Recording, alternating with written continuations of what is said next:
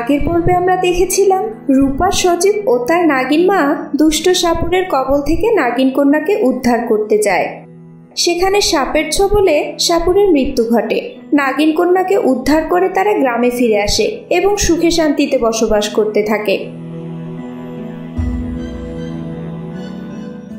কিন্তু ওদিকে সেই সাপুরে এক লোভী সওদাগরের থেকে অগ্রিম টাকা নিয়ে রেখেছিল সাপের মণি দেবে বলে। দিন যায়, সপ্তাহ যায়, মাস যায়, কিন্তু সাপুরে আর সওদাগরের কাছে যায় না। শেষ পর্যন্ত সওদাগর খুঁজতে খুঁজতে সাপুরের আস্তানায় চলে আসে এবং দেখতে পায় সাপুরে মরে রয়েছে। এ দৃশ্য দেখে যেন তার মাথায় আকাশ ভেঙে পড়ে, কারণ সে যে সাপুরেকে মনির জন্য এতগুলো টাকা দিয়ে রেখেছে। এ কি, সাপুরে মরে পড়ে রয়েছে? তাহলে আমার সাপের মনি আর এতগুলো টাকা? না না, এত বড় ক্ষতি মেনে নেওয়া যায় না।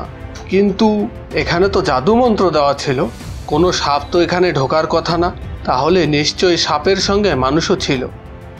এ কথা মনে আসার সাথে সাথে সওদাগরের মন ভালো হয়ে যায়। তাহলে সাপুরে মরে ভালোই হলো, আমাকে আর বাকি টাকা দিতে হবে না। এখন আমি নাগিনের সাথে থাকা এই মানুষকে খুঁজে বের করব, আর তাকে জিম্মি করে নাগিন কন্যার থেকে ওই মণি নেব। তখন সেই মণি হবে আমার, আমি হব এই পৃথিবীর সবচেয়ে ধনী সওদাগর। হা হা হা হা হা।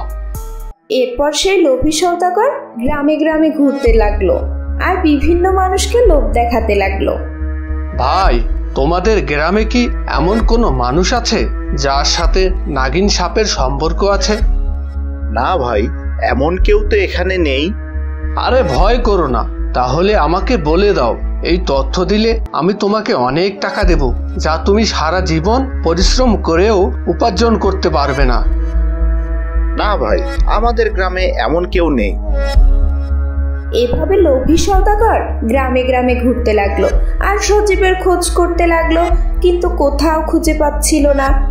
দেখতে দেখতে একটি বছর কেটে গেল, কিন্তু সেই সওদাগর হাল ছাড়লো না এবং এ গ্রাম সে গ্রাম ঘুরতে ঘুরতে একদিন সজীবদের গ্রামে এসে উপস্থিত হলো। কাশেম বাড়ির সামনে বসে বিশ্রাম নিচ্ছিল। সওদাগর তাকে গিয়ে জিজ্ঞেস করলো, ভাই, তোমাদের গ্রামে কি এমন কোনো মানুষ আছে যার সাথে নাগিন সাপের সম্পর্ক আছে? হ্যাঁ, আছে বই কি। একবার আমাদের ছেলেরা হারিয়ে গিয়েছিল। শুধু আমার না, গ্রামের আরো অনেকের ছেলে মেয়েই হারিয়ে গিয়েছিল। তখন আমরা সজীবের কাছে যাই। সে মায়ের সাহায্য নিয়ে গ্রামের সব ছেলে মেয়েদের উদ্ধার করে এনেছিল। এই কথা শোনার সাথে সাথে সওদাগরের চোখ চকচক করে ওঠে। এতদিন ধরে সে যা খুঁজছিল আজ তার কাছাকাছি চলে এসেছে। তখন সে কাশেমের থেকে সজীবের বাসার ঠিকানা জানতে চায়। কাশেম সরল মনে ঠিকানা বলে দেয়। ঠিকানা মতো সওদাগর সজীবের বাড়ি খুঁজে বের করে। সে সজীবকে বলে, আমার একটি সাপের মণি দরকার, তুমি আমাকে এনে দেবে? যত টাকা লাগে আমি তোমাকে দেব। এ কি বলছো তুমি? নাগিন হলো আমাদের মায়ের মতো, সে সব সময় আমাদের উপকার করে। যে আমাদের উপকার করে, টাকার জন্য তার থেকে মণি এনে তোমাকে দিব? না না না, এটা কখনো হতে পারে না। সওদাগর বুঝলো সজীব এ কাজে রাজি হওয়ার পাত্র নয়। তখন এই প্রস্তাব নিয়ে এসে গ্রামবাসীদের লোভ দেখাতে লাগলো, কিন্তু কেউই নাগিনের মণি এনে দিতে রাজি হলো না।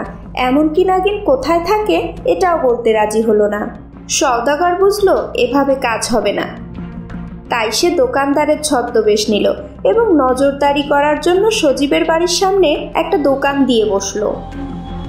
সজীবের বাসায় কে কে আছে, তার বাসায় কে কে যাতায়াত করে, সজীব কখন বাসা থেকে বের হয়ে যায়, কখন ফিরে আসে, সওদাগর পুঙ্খানুপুঙ্খভাবে সব দেখে নিল এবং সে একটা ফোন দিয়ে আটল।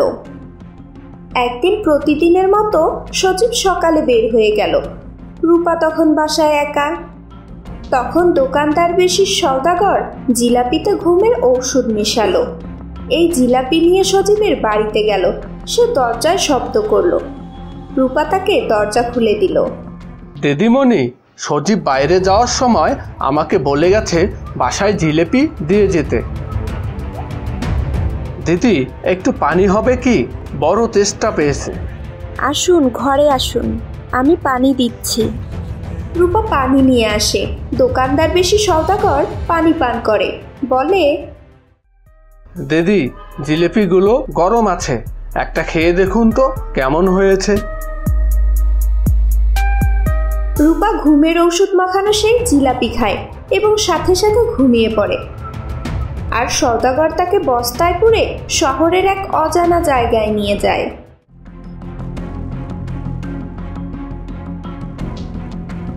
সজীব সন্ধ্যায় বাড়ি ফিরে আসে, কিন্তু সে রূপাকে দেখতে পায় না।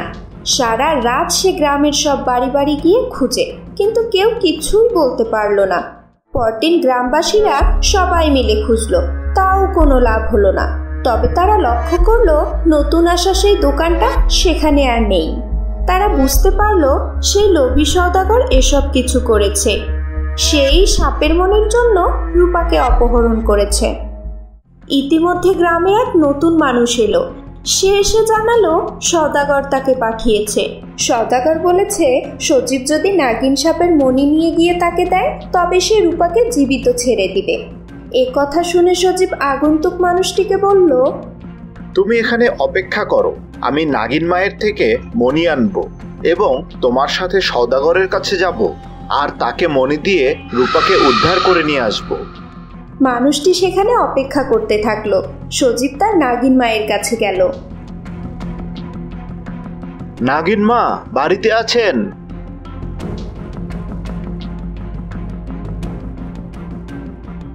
কি হয়েছে সজীব, তোমাকে এমন দেখাচ্ছে কেন? মা, এক সওদাগর এসে রূপাকে অপহরণ করে নিয়ে গেছে। সে বলছে নাগিন সাপের মণি এনে দিলেই তবে সে রূপাকে মুক্তি দিবে। বুঝতে পেরেছি, এও এক লোভী মানুষ, আর সব লোভী মানুষের একই পরিণতি হয়। তুমি ঘাবড়িও না, আমি ব্যবস্থা করছি। তখন নাগিন গুহার ভিতরে গেল এবং কাপড়ে মোড়ানো একটা পোটলা এনে সজীবের হাতে দিল। যাও, এটা নিয়ে যাও, এটা কারো হাতে দিবে না এবং তুমিও খুলবে না, সোজা সওদাগরের হাতে এটি দিবে। কিন্তু মা, মণি দিলে তো আপনি শক্তিহীন হয়ে পড়বেন। আমি সে ব্যবস্থা করেই রেখেছি। তুমি আমার কথা মতো এটা সওদাগরের হাতে দিবে, দেখবে সব ঠিক হয়ে গেছে। এরপর সজীব গ্রামে গেল এবং আগন্তুক মানুষটির সাথে শহরে গেল।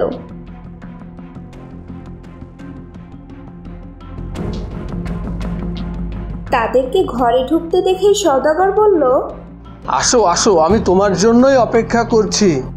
সজীব, আমাকে বাঁচাও। আমি এসে গেছি, তোমার আর কোনো চিন্তা নেই। মণি এনেছো? কই আমার মণি কই? হ্যাঁ এনেছি, কিন্তু রূপাকে আগে ছাড়ো, তারপর মণি দিব।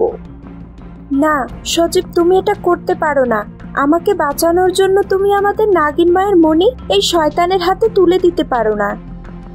আহ, চুপ থাক। কই দে আমার মণি দে, তারপর রূপাকে পাবি।